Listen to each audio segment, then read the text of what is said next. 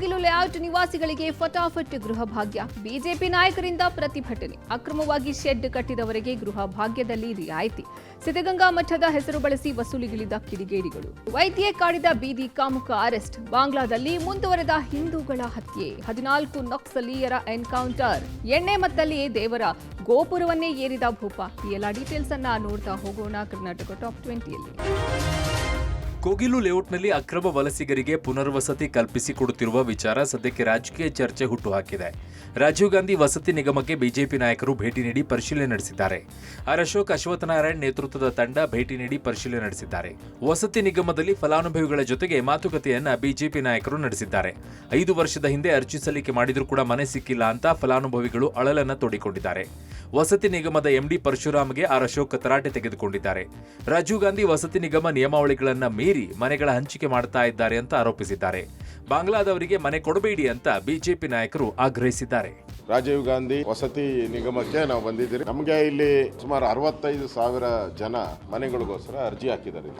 ಕಟ್ತಾ ಇರೋದು ಸುಮಾರು 7,000 ಏನೋ ಅಷ್ಟೇ ಇವ್ರು ಕಟ್ತಾ ಇರೋದು. ಅದು ಫಿನಿಶ್ ಆಗಿರೋದು. ಅಯ್ಯಮ್ಮ ಫುಲ್ ಅಮೌಂಟ್ ಕಟ್ಬಿಟ್ಟಿದ್ದಾಳೆ. ಮನೆಗಳಿಗೆ ದುಡ್ಡು ಕಟ್ಟಿ ಅಡ್ವಾನ್ಸ್ ಕಟ್ಟಿ ಮನೆಗಳಿಗೋಸ್ಕರ ಜಾತಕ ಪಕ್ಷಿಗಳಂತೆ ಕಾಯ್ತಾ ಇದ್ದಾರೆ. ಯಾರು? ಇವರೆಲ್ಲ ಕನ್ನಡದವರು. ಅಲ್ಲಿ ಬಾಂಗ್ಲಾದೇಶವೇ ಸತ್ಯ, ಬಾಂಗ್ಲಾದೇಶವೇ ನಿತ್ಯ ಅಂತ ಹೇಳ್ತಾರಲ್ಲ, ಅವ್ರಿಗೆ ನೀವು ಹೆಂಗೆ ಕೊಡ್ತಾ ಇದ್ದೀರಾ? ನೀವು ಇದರಲ್ಲಿ ಸರ್ಕಾರ ತರಾತುರಿಯಾಗಿ 2 ದಿನದಲ್ಲಿ ಕೊಡ್ತೀನಿ ಅಂತ ಹೇಳಿದ್ರಿ, ಹೆಂಗೆ ಕೊಡ್ತೀರಾ?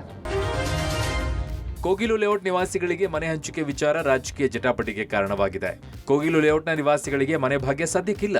ಕಮಿಟಿ ವರದಿ ಬಂದ ಬಳಿಕವಷ್ಟೇ ಮನೆ ವಿತರಣೆಯಾಗಲಿದೆ ಅಂತ ವಸತಿ ಇಲಾಖೆಯ ಎಂಡಿ ಪರಶುರಾಮ್ ಸ್ಪಷ್ಟನೆ ನೀಡಿದ್ದಾರೆ. 13,20,000 ದರದ ಅನ್ವಯದಲ್ಲೇ ಮನೆ ವಿತರಣೆಯಾಗುತ್ತೆ. ಜಿಲ್ಲಾಡಳಿತ ಜಿಬಿಎ ಮನೆ ಕೊಡಲು ಬರೋದಿಲ್ಲ. ಶಾಸಕರ ಅಧ್ಯಕ್ಷತೆಯಲ್ಲಿ ಸಭೆ ಮಾಡಿ ಬಳಿಕ ತೀರ್ಮಾನವನ್ನ ತೆಗೆದುಕೊಳ್ಳುತ್ತೇವೆ ಅಂತ ವಸತಿ ಇಲಾಖೆಯ ಎಂಡಿ ಪರಶುರಾಮ್ ಸ್ಪಷ್ಟನೆ ನೀಡಿದ್ದಾರೆ.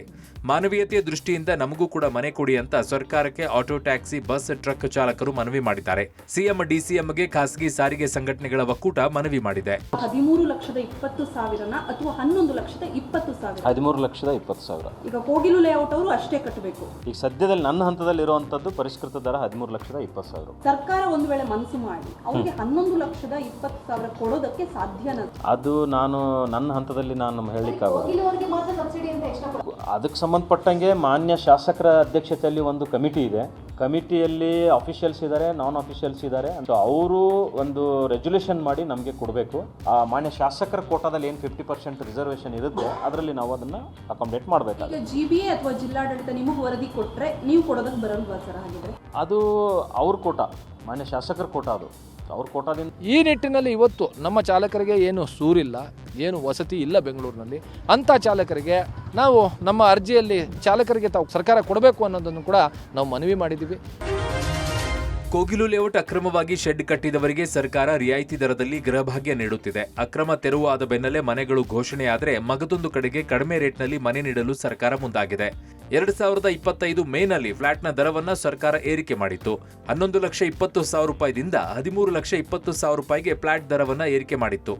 ಹೊಸ ದರವನ್ನ ಮೇನಲ್ಲೇ ರಾಜ್ಯ ಸರ್ಕಾರ ಆದೇಶಿಸಿತ್ತು. ಆದರೆ ಕೋಗಿಲು ನಿವಾಸಿಗಳಿಗೆ ಹಳೆ ದರದಲ್ಲಿ ಮನೆ ನೀಡಲು ಸರ್ಕಾರ ನಿರ್ಧರಿಸಿದೆ. ವಸತಿ ನಿಯಮಗಳನ್ನ ಗಾಳಿಗೆ ತೂರಿ ಹಳೆ ದರ 11,20,000 ರೂಪಾಯಿಗೆ 1 BHK ಮನೆ ನೀಡಲು ರಾಜ್ಯ ಸರ್ಕಾರ ಮುಂದಾಗಿದೆ. ಕೋಗಿಲು ಲೇಔಟ್ ನಿವಾಸಿಗಳಿಗೆ ಒಂದು ಮನೆಗೆ ಸುಮಾರು 11,20,000 ರೂಪಾಯಿ ವೆಚ್ಚ ತಗುಲುತ್ತೆ. ಬ್ಯಾಟರಾಯನಪುರ ಕ್ಷೇತ್ರದ ಕೋಗಿಲು ಲೇಔಟ್ನಲ್ಲಿ ಅಕ್ರಮ ವಲಸಿಗರಿಗೆ ಪುನರ್ವಸತಿ ಕಲ್ಪಿಸಿಕೊಡ್ತಾ ಇರೋದಕ್ಕೆ ವಿರೋಧ ವ್ಯಕ್ತ ಆಗ್ತಾ ಇದೆ. ಸಚಿವ ಕೃಷ್ಣ ಬೈರೇಗೌಡ ನಾಪತ್ತೆ ಆಗಿದ್ದಾರೆ ಅಂತ ಆರೋಪಿಸಿ ಬಿಜೆಪಿ ಕಾರ್ಯಕರ್ತರು ಪ್ರತಿಭಟನೆ ನಡೆಸಿದ್ರು.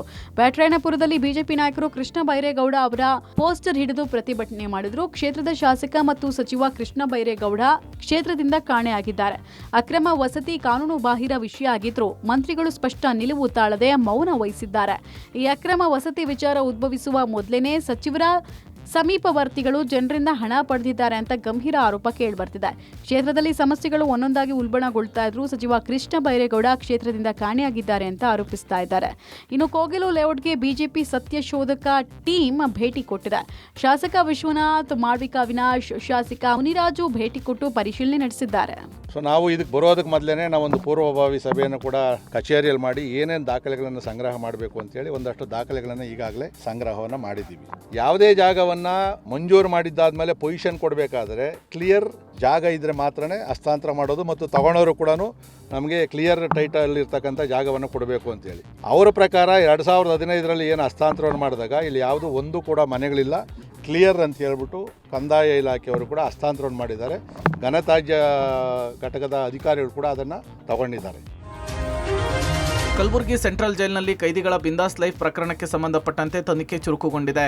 ಕಲಬುರಗಿ ಕೇಂದ್ರ ಜೈಲಿಗೆ ಕಾರಾಗೃಹ ಮತ್ತು ಸುಧಾರಣಾ ಸೇವೆಗಳ ಇಲಾಖೆಯ ಡಿಜಿಪಿ ಅಲೋಕ್ ಕುಮಾರ್ ಭೇಟಿ ಕೊಟ್ಟು ಪರಿಶೀಲನೆ ನಡೆಸಿದರು. ಇತ್ತೀಚೆಗೆ ಜೈಲಿನ ಬ್ಯಾರಕ್ನಲ್ಲಿಯೇ ಕೈದಿಗಳು ಎಣ್ಣೆ ಹೊಡಿತಾ ಜೂಜಾಟದಲ್ಲಿ ತೊಡಗಿದಂತಹ ವಿಡಿಯೋ ವೈರಲ್ ಆಗಿತ್ತು. ಅಲ್ಲದೆ ಪಿಎಸ್ಐ ನೇಮಕಾತಿ ಹಗರಣದ ವಿಚಾರಣಾಧೀನ ಕೈದಿ ಆರ್.ಡಿ. ಪಾಟೀಲ್ ಜೈಲು ಅಧೀಕ್ಷಕಿ ಡಾಕ್ಟರ್ ಅನಿತಾ 10 ಲಕ್ಷ ಹಣಕ್ಕೆ ಬೇಡಿಕೆ ಇಟ್ಟಿರುವ ಆರೋಪ ಮಾಡಿದ್ರು. ಜೈಲಿನಲ್ಲಿ ನಡೀತಾ ಇರುವಂತಹ ಅಕ್ರಮ ಚಟುವಟಿಕೆಗಳ ಆರೋಪದ ಹಿನ್ನೆಲೆಯಲ್ಲಿ ಜೈಲಿಗೆ ಭೇಟಿ ಕೊಟ್ಟು ಪರಿಶೀಲನೆ ನಡೆಸಿದ್ದಾರೆ. ಪರಿಶೀಲನೆಯ ವೇಳೆ ಕಲಬುರಗಿ ನಗರದ ಪೊಲೀಸ್ ಕಮಿಷನರ್ ಶರಣಪ್ಪ, ಎಸ್ಡಿ, ಜೈಲು ಅಧೀಕ್ಷಕಿ ಅನಿತಾ ಇನ್ನಿತರ ಅಧಿಕಾರಿಗಳು ಉಪಸ್ಥಿತರಿದ್ದರು. ತುಮಕೂರು ಜಿಲ್ಲೆಯ ಸಿದ್ಧಗಂಗಾ ಮಠದ ಹೆಸರನ್ನ ದುರುಪಯೋಗಪಡಿಸಿಕೊಂಡು ಕಿಡಿಗೇಡಿಗಳು ಸಾರ್ವಜನಿಕರಿಂದ ಹಣ ವಸೂಲಿ ಮಾಡ್ತಾ ಇರುವ ಪ್ರಕರಣ ಪತ್ತೆಯಾಗಿದೆ. ಈ ಹಿನ್ನೆಲೆಯಲ್ಲಿ ಸಿದ್ಧಗಂಗಾ ಮಠದ ಆಡಳಿತ ಮಂಡಳಿ ಪ್ರಕಟಣೆ ಹೊರಡಿಸಿದ್ದು, ಶ್ರೀಮಠದಿಂದ ದೇಣಿಗೆ ಸಂಗ್ರಹಿಸಲು ಯಾವ ವ್ಯಕ್ತಿಯನ್ನು ಸಾರ್ವಜನಿಕರ ಬಳಿ ಕಳುಹಿಸಿಲ್ಲ ಅಂತ ಹೇಳಿ ಸ್ಪಷ್ಟನೆ ಕೊಟ್ಟಿದ್ದಾರೆ. ಕೆಲ ಕಿಡಿಗೇಡಿಗಳು ಸಿದ್ಧಗಂಗಾ ಮಠದ ಹೆಸರನ್ನ ಹೇಳಿಕೊಂಡು ಮಠದ ವತಿಯಿಂದ ಬಂಜೆತನಕ್ಕೆ ಔಷಧಿಯನ್ನ ಕೊಡ್ಲಾಗ್ತಾ ಇದೆ ಅಂತ ಹೇಳಿ ದೇಣಿಗೆಯನ್ನ ಸಂಗ್ರಹ ಮಾಡ್ತಿದ್ರು ಅಂತ ಹೇಳಿ ಸಾರ್ವಜನಿಕರನ್ನ ವಂಚಿಸ್ತಾ ಇರುವಂತಹ ಆರೋಪ ಕೇಳಿ ಬಂದಿತ್ತು. ಸಾರ್ವಜನಿಕರು ಎಚ್ಚರಿಕೆಯಿಂದ ಇರುವಂತೆ ತಿಳಿಸಲಾಗಿದೆ. ಈಗಾಗಲೇ ಭಕ್ತಾದಿಗಳಿಂದ ಹಾಗೂ ಹಳೆ ವಿದ್ಯಾರ್ಥಿಗಳಿಂದ ಕಿಡಿಗೇಡಿಗಳು ಹಣ ವಸೂಲಿ ಮಾಡಿರೋದು ಬೆಳಕಿಗೆ ಬಂದಿದ್ದು, ಭಕ್ತಾದಿಗಳು ಇಂಥವರು ಹಣ ವಸೂಲಿಗೆ ಬಂದರೆ ದೂರು ಕೊಡುವಂತೆ ಸೂಚಿಸಲಾಗಿದೆ.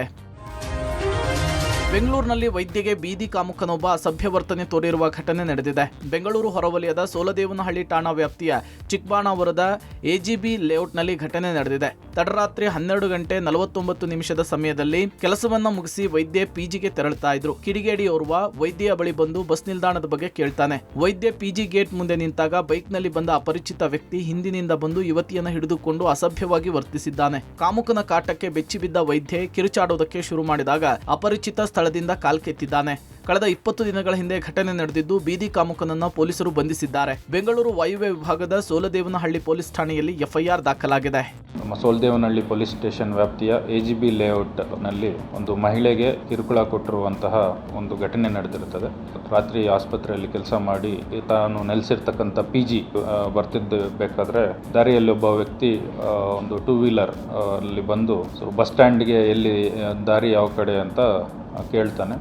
ಆಕೆ ಅದನ್ನು ತಿಳಿಸಿದ ನಂತರ ಆಕೆ ಗೇಟ್ ತೆಗಿತಿರ್ಬೇಕಾದ್ರೆ ಗಾಡಿಯನ್ನು ನಿಲ್ಲಿಸಿ ಬಂದು ಆಕೆ ಜೊತೆ ಅಸಭ್ಯವಾಗಿ ವರ್ತಿಸಿರ್ತಾನೆ. ಬಾಂಗ್ಲಾದೇಶದಲ್ಲಿ ಹಿಂದೂಗಳ ಸಾವಿನ ಸರಣಿ ಮುಂದುವರೆದಿದೆ. ಮರಣಾಂತಿಕ ಹಲ್ಲೆ ಮಾಡಿ ಪೆಟ್ರೋಲ್ ಸುರಿದು ಬೆಂಕಿ ಹಚ್ಚಿದ್ದಾಗ ನೀರಿನ ಹೊಂಡವೊಂದಕ್ಕೆ ಬಿದ್ದು ಬದುಕಲು ಯತ್ನಿಸಿದ ಕೊಂಕರ್ನ ಚಂದ್ರ ಚಿಕಿತ್ಸೆ ಫಲಿಸದೆ ಸಾವನ್ನಪ್ಪಿದ್ದಾರೆ. ಇನ್ನು ಬಾಂಗ್ಲಾ ಹಿಂದೂಗಳ ಮೇಲಿನ ದೌರ್ಜನ್ಯಕ್ಕೆ ಬಾಂಗ್ಲಾದೇಶದ ಕ್ರಿಕೆಟಿಗ ಮುಸ್ತಫಿಜುರ್ ರೆಹಮಾನ್ಗೆ ಬಿಸಿಸಿಐ ಶಾಕ್ ನೀಡಿದೆ. ಮುಸ್ತಫಿಜುರ್ನನ್ನ ಐಪಿಎಲ್ನಿಂದ ಹೊರಗಿಡಬೇಕು ಅನ್ನೋ ಒತ್ತಾಯಕ್ಕೆ ಬಿಸಿಸಿಐ ಕೊನೆಗೂ ಕೂಡ ಮಣಿದಿದೆ. ಈ ಬಗ್ಗೆ ಮಾತನಾಡಿರುವ ಬಿಸಿಸಿಐ ಕಾರ್ಯದರ್ಶಿ ದೇವಜೀತ್ ಸೈಕಿಯಾ, ತಕ್ಷಣವೇ ಮುಸ್ತಫಿಜುರ್ ರೆಹಮಾನ್ ಅವರನ್ನ ತಂಡದಿಂದ ಬಿಡುಗಡೆಗೊಳಿಸುವಂತೆ ಕೋಲ್ಕತಾ ನೈಟ್ ರೈಡರ್ಸ್ಗೆ ಸೂಚಿಸಿದ್ದಾರೆ. ಅಷ್ಟು ಮಾತ್ರವಲ್ಲದೆ ಬದಲಿ ಆಟಗಾರರನ್ನ ಸೇರಿಸಿಕೊಳ್ಳಲು ಅನುಕೂಲ ಮಾಡಿಕೊಡೋದಾಗಿಯೂ ಕೂಡ ತಿಳಿಸಿದ್ದಾರೆ. ಹೊಸ ವರ್ಷದ ಆರಂಭದಲ್ಲೇ ಛತ್ತೀಸ್ಗಢದಲ್ಲಿ ಪೊಲೀಸರು ಭರ್ಜರಿಯಾಗಿ ಭೇಟಿಯಾಡಿದ್ದು 11 ನಕ್ಸಲರನ್ನ ಎನ್ಕೌಂಟರ್ ಮಾಡಿದ್ದಾರೆ. ನಕ್ಸಲರು ಇರುವ ಬಗ್ಗೆ ಖಚಿತ ಮಾಹಿತಿಯನ್ನು ಆಧರಿಸಿ ಜಿಲ್ಲಾ ಪೊಲೀಸ್ ಪಡೆ ಎನ್ಕೌಂಟರ್ ಮಾಡಿದೆ. ದಕ್ಷಿಣ ಛತ್ತೀಸ್ಗಢದ ಸುಕ್ಮಾ ಮತ್ತು ಬಿಜಾಪುರ ಜಿಲ್ಲೆಗಳಲ್ಲಿ ಇಂದು ಮುಂಜಾನೆ 2 ಪ್ರತ್ಯೇಕ ಎನ್ಕೌಂಟರ್ಗಳಲ್ಲಿ 14 ಸಶಸ್ತ್ರ ನಕ್ಸಲರನ್ನ ಹೊಡೆದಿದ್ದಾರೆ. ಬಿಜಾಪುರದ ಬಸಗುಡ ಟಾರೆಮ್ ಅರಣ್ಯ ಪ್ರದೇಶ ಮತ್ತು ಸುಕುಮಾದ ಕೋಂಟಾ ಕಿಸ್ತಾರಾಮ್ ಅರಣ್ಯದಲ್ಲಿ ನಕ್ಸಲರು ಇರುವ ಬಗ್ಗೆ ನಿರ್ದಿಷ್ಟ ಗುಪ್ತಚರ ಮಾಹಿತಿಯ ದೊರೆತ ನಂತರ ಜಿಲ್ಲಾ ಮೀಸಲು ಪೊಲೀಸರ ಪಡೆಯ ತಂಡಗಳು ಕಾರ್ಯಾಚರಣೆ ನಡೆಸಿದ್ವು.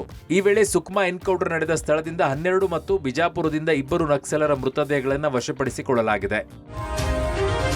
ತಿರುಪತಿಯಲ್ಲಿ ಭದ್ರತಾ ಲೋಪವಾಗಿದೆ. ಶ್ರೀ ಗೋವಿಂದರಾಜಸ್ವಾಮಿ ದೇಗುಲದ ಗೋಪುರ ಹತ್ತಿದ ವ್ಯಕ್ತಿಯೋರ್ವ ಕೆಳಗಿಳಿಯಲು ಕ್ವಾರ್ಟರ್ಗೆ ಡಿಮ್ಯಾಂಡ್ ಮಾಡಿದ್ದಾನೆ. ಈತನನ್ನ 45 ವರ್ಷದ ಕೂಟಡಿ ತಿರುಪತಿ ಅಂತ ಗುರುತಿಸಲಾಗಿದೆ. ಈತ ತೆಲಂಗಾಣದ ನಿಜಾಮಾಬಾದ್ ಜಿಲ್ಲೆಯ ಕುರ್ಮವಾಡದಲ್ಲಿರುವಂತಹ ಪೆದ್ದಮಲ್ಲ ರೆಡ್ಡಿ ಕಾಲೋನಿಯ ನಿವಾಸಿ. ದೇವಾಲಯದ ಭದ್ರತೆಯಿಂದ ತಪ್ಪಿಸಿಕೊಂಡು ಗೋಡೆಗಳನ್ನು ಹತ್ತಿದ್ದಾನೆ. ಗೋಡೆ ಹತ್ತುತ್ತಿದ್ದಂತೆ ಜಾಗೃತ ಸಿಬ್ಬಂದಿ ಗಮನಿಸಿದ್ದಾರೆ. ದೇವಾಲಯದ ಗೋಪುರ ಹತ್ತಿ ಕಲಶವನ್ನ ಮುಟ್ಟಿರುವ ಈತನನ್ನ ಮೊದಲು ಕ್ವಾರ್ಟರ್ ಕೊಡಿ, ಅದು ಸಿಕ್ಕಿದ ತಕ್ಷಣ ಕೆಳಗೆ ಬರ್ತೀನಿ ಅಂದಿದ್ದಾರೆ. ಕೊನೆಗೆ ಆತನಿಗೆ ಮದ್ಯದ ಬಾಟಲ್ ನೀಡಿ ಕೆಳಗೆ ಇಳಿಸಿ ತಿರುಪತಿ ಪೂರ್ವ ಪೊಲೀಸ್ ಠಾಣೆಗೆ ಕರೆದೊಯ್ಯಲಾಯಿತು. ಹೆಚ್ಚಿನ ತನಿಖೆ ನಡೀತಾ ಇದೆ ಅಂತ ಪೊಲೀಸರು ತಿಳಿಸಿದ್ದಾರೆ.